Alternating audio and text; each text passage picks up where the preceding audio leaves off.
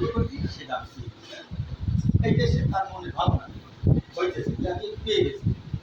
5 নম্বর হচ্ছে সত্যিকারের সুখে লোকের শ্রদ্ধা খুবই কম হয়ে থাকে, কারণ বিষয় সুখের মতো ওই সাধু এক প্রথমে সুখ দেখা যায় না, তাই তৎপরতার অভাব। বলছে সত্যিকারের সুখ যেটা, সত্যিকার এই যে ভগবান এই যে আমার আসছে আসছে দেখেন এর কত কষ্ট আপনারা করতেছে, এখন হাঁটতে পারে না, চোখে দেখে না, কত রকমের অসুবিধা, তথাপি তার পিছিয়ে একটু খাটনি করতেছে। এটা কি ভগবানের কৃপা নয়? এগুলো বলছে যে ভক্তি হচ্ছে ভক্তের সম্পত্তি, আর কৃপা হচ্ছে ভগবানের সম্পত্তি। কিন্তু ভগবানের থেকে যদি কৃপা না আসে তাহলে কেউ ভক্ত হতেও পারে না, কেউ ভক্তি লাভ হতে পারে। ঠিক আছে না? বুঝতে পেরেছেন? যেমন ধরুন, যেমন দোকানের থেকে আমি যদি একটু চিনি আর ছানা যদি কারিগরের কাছে দিই, তাহলে দোকান থেকে যখন সেটা দেবো না তখন সেটা কি হয়? সন্দেহ। ছানা চিনি মিষ্টি থেকে মানের সাথে সাথে ভগবানের থেকে যখন আসে তখন তার কৃপা, ওই কৃপা গুরু কৃপা ভক্তের ভজনের আগ্রহ পরিকাকে যখন ফেরত যায় তখন তার নাম ভক্তি সন্দেশ। এই ভক্তি সন্দেশটাই গোবিন্দ।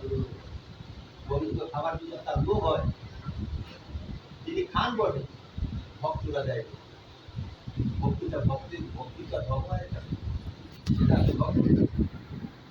তাই ভগবান মনে মনে ভাবছে, তাই যেমন বলছে যে পদ্ম ফুলের মধ্যে বন্ধু, পদ্ম ফুলের মধ্যে মধু থাকে, পদ্ম কিন্তু সেই পাইছে, সেই মধু নিয়ে চলে যাবে। তদ্রূপ আমার শ্রী গোবিন্দ আমার শ্রীপুর শ্রীপাদ পথে সেই মধু আছে, তাই আপনাদের মধ্যে সেই ভক্ত সেই মধু পালন করে নিয়ে যায়। ঠিক আছে? তাহলে তাহলে ভগবানের কাছে কিন্তু ওইটা মধু নাই, ভগবানের কাছে আছে কৃপা, ভক্তি হচ্ছে ভক্তি, তাহলে সেটা ভগবানের কাছে। তাই ভগবান ভাবছে যে আমার শ্রীপাদ পদ্ম মানে সেবা অর্চনা করে কত যোগী ঋষি, যোগী ঋষিরা রাজপাট ছেড়ে মানে কত সাধন ভাদন করে, তারা এমন অনেক লোক প্রমাণ আছে না আপনাদের কাছে, কত লোক রাজ্য পাঠ ছেড়ে চলে গেছে, আছে না দিদি? অনেক চলে গেছে। তাই গোবিন্দ ভাবছে যে আমার শ্রীপাদ পদে তো এই সাধন করে মানুষ অনেক দূরে চলে যায়, তাহলে এতে খুব আনন্দ আছে, তাই এই ভক্তি রসটা আমি কিভাবে পাইতে। তখন উনি কি করলেন, 18 পুরাণ অবলম্বন ছাত্র সবাইকে ডেকে আজকে আমরা বসে একটা মিটিং করলাম, আসর বসে, এবং সেখানে 4 টাকা বেদ, 18 পুরাণ এবং শ্রীমদ ভাগবত বসে। 18 পুরাণ বলতে 18 পুরাণ 6 টাকা সাত্বিক পুরাণ, 6 টাকা রাজস্বী পুরাণ, আর 6 টাকা হচ্ছে তামসিক পুরাণ। এই হচ্ছে 18 পুরাণ। এই 18 পুরাণ সেখানে বসে আছে এবং শ্রীমদ ভাগবত আছে। এখন ভগবান শাস্ত্র দিকে বলছে, দেখো শাস্ত্রগণ, আমি যদি ভক্তি লাভ করতে চাই তাহলে তার উপায় কি? এখন শাস্ত্রগণ ভগবানের সামনে মাথা নষ্ট করে বসেছে, কিছু বলতে পারে। ভগবানের সামনে কি বলে যে ভক্তি কোথায় হবে?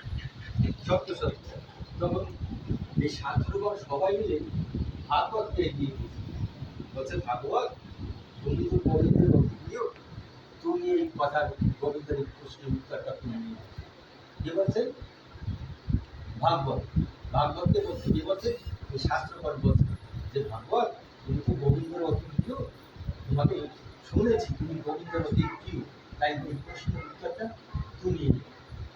তখন ভাগবত গীতাঞ্জলি হয়, নতমস্তক হয়ে গোবিন্দকে বলেছেন, হে গোবিন্দ, হে প্রভু, হে জগদীশ্বর, এই ভক্তি লাভের যে বিধান সেটি কিন্তু 2 প্রকার হবে, একই প্রকার হবে। আপনি বড় লোক বলে আপনি বড় মানুষ, আপনি ভগবান বলে আপনার জন্য আলাদা, আমি গরিব বলে আমার জন্য আলাদা, এটা কিন্তু টানা ঘোরাবো বা হাতি যা হোক, এই ভক্তির যে সিদ্ধান্তটা সেটা কিন্তু একই হয়, চিন্তিত হবে না। বলে সেটা কীরকম বলছে, আমি জড় ভরতের মুখে যা দিয়েছি, প্রহ্লাদের মুখে দিয়েছি, আর অন্য সাধু ভক্তরা আছে, এই বিধানটা দিয়েছি। কি বিধান দিয়েছে? যে এই বিধানটা।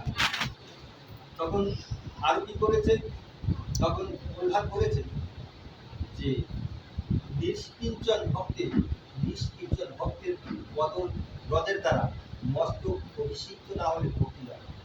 নিষ্কিঞ্চন অর্থাৎ যাহাদের এই পার্থিব জগতের বিষয় বাসনা হইতে একেবারে নিবৃত্তি লাভ করেছে, যারা মানে বিষয় বাসনা হইতে তারা নিবৃত্তি লাভ করেছে, তারা হচ্ছে মুক্ত। আর যিনি এই পার্থিব সাধন সিদ্ধি উত্তীর্ণ হইয়া গুরুর অনুগত দাস হইয়া গুরুর সেবা পূজা করিয়া যাইতেছেন, তিনি হচ্ছেন শিব। তাই বলছে এই মহাপুরুষদের জন্মপুরের দ্বারা মস্তক বিশুদ্ধ তাহলে ভক্তি লাভ হবে না এবং ভক্ত হতে পারে। তাই জড়ভরত রাজা রঘুবরকে বলেছিলেন যে মহারাজ, আপনি যাচ্ছেন কপিল মুনির কাছে ভক্তি যোগ শিক্ষা করতে, পালকিতেছেন। এই মহারাজ পথটা কিন্তু আপনার ভুল হয়েছে। বলছে কি ভুল হয়েছে? বলছে ভক্তি যোগ শিক্ষা করতে হলে কারণ কাঁধে চেপে বা পালকিতে চেপে যাওয়াটা পথ নয়। বলছে তবে কি পথ? বলছে সকলের পায়ের তলা দিয়ে যাওয়ার একটা পথ, মানে সকলকে সমানভাবে তার সেবা পূজা করাই এটাই হচ্ছে গরিব হোক, যা হোক, যে কোনো লোক হোক, তার কোনো গুণের ধারা এসে সবাইকে সমানভাবে জ্ঞান করতে।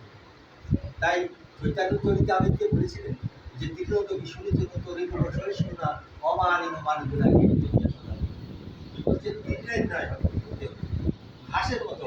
এই ঘাসের পাতি আপনি হাইতে যে কোনো কথা বলেন, এই বৃক্ষদের এত যে কাটে, সে বলে যে বাবা আমার আর কাটিস বলে